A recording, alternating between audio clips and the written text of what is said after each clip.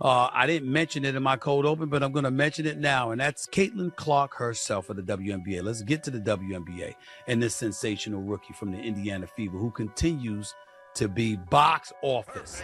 Stephen A. Smith has finally said the quiet part out loud about Caitlin Clark's Nike deal, and it's not something the WNBA is likely to appreciate. According to him, the Christmas Day Nike commercial featuring Travis Scott and the Kelsey brothers wasn't just clever marketing. It was a clear declaration that Clark has officially outgrown the league she currently plays in. Smith argues that this moment represents more than an endorsement. It signals that Caitlin Clark is now a global brand operating on a level far beyond women's basketball as an institution. By connecting the size of the deal, the reaction from within the basketball world, and the visible tension surrounding her rise, Stephen A. suggests that jealousy is inevitable when one player's stardom reshapes the entire ecosystem. Whether he's exposing an uncomfortable truth or stirring drama where none exists is up for debate. But one thing is clear: the timing of this week's events matters, and it may have just changed the future of women's basketball forever.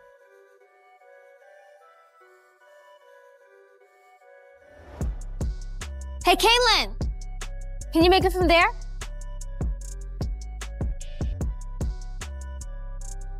Hey, Caitlin, how about from here? Come on, guys. Yeah, she can't make it from there. No chance. Caitlin, from Lido, let? You got it. I'm not even gonna ask. Hey, Caitlin from here might be impressive. Am I right? Whatever, Che. From right here. From there! The boys wanna be her, the child wanna be her, From anywhere. girls wanna be her, the boys wanna be her. All right, well, looks like she can do it.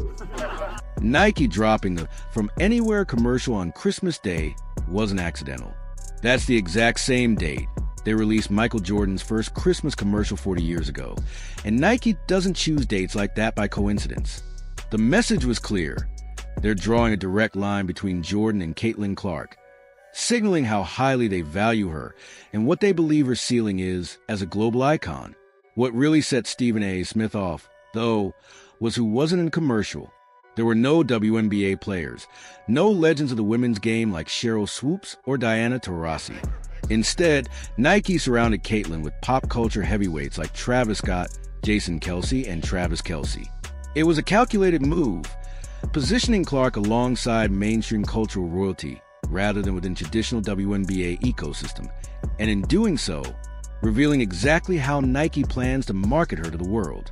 Hey, Caitlin, you're a pretty good basketball player, but you make it from here.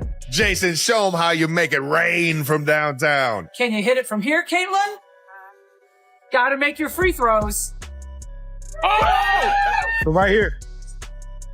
Yep, baller! Bet you can't do that, Caitlin.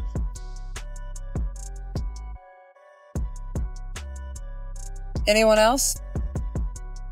Stephen A. Smith argued that all of this was completely deliberate, saying Nike was sending a clear message to the world. Caitlin Clark no longer needs validation from the WNBA.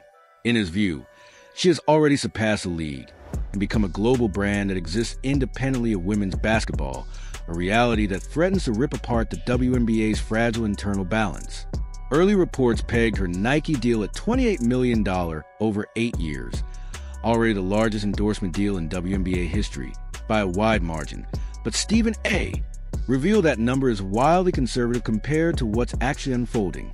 Industry insiders now project that Caitlin Clark's signature shoe line alone could generate up to $150 million in revenue within its first 3 years, an almost absurd figure when you consider the average WNBA salary is around $76,000 and the max salary is below $250,000. Her shoe business is on track to out-earn entire team payrolls combined, creating not just a gap, but a canyon. And Stephen A. identified this extreme wealth disparity as the real source of the tension surrounding her. According to him, it's no longer just about basketball. It's about one player generating more money from a single product line than most players will earn in their entire careers. And human nature is undefeated. He bluntly predicted resentment toward Caitlin would skyrocket, especially among veterans who built the league through decades of commercial flights and empty arenas, only to watch someone arrive and immediately receive the Michael Jordan treatment. Stephen A. warned that the hard fouls, physical play, and freezing out scene last season were just the beginning, and that now, after Nike crowned the face of its basketball brand across men's and women's sports, the target on her back is bigger than ever. He framed Nike's aggressive strategy as pure data-driven capitalism. They saw the ratings of jersey sales, the packed arenas in Indianapolis, and recognized Caitlin as a unicorn who transcends the sport. While the WNBA tried to spread attention evenly and promote parity, Nike went all in on a single megastar, exposing what Stephen A. calls the league's strategic failure to fully embrace its biggest draw.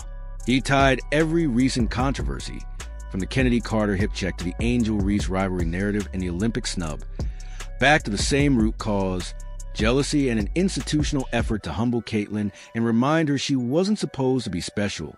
The Olympic exclusion, in particular, now looks absurd as the same player deemed not ready anchors a Nike campaign larger than the entire Olympic marketing push. Stephen A. framed this moment as a vindication of everything he said for 2 years. The basketball establishment resisted the anomaly, but the corporate world recognized it.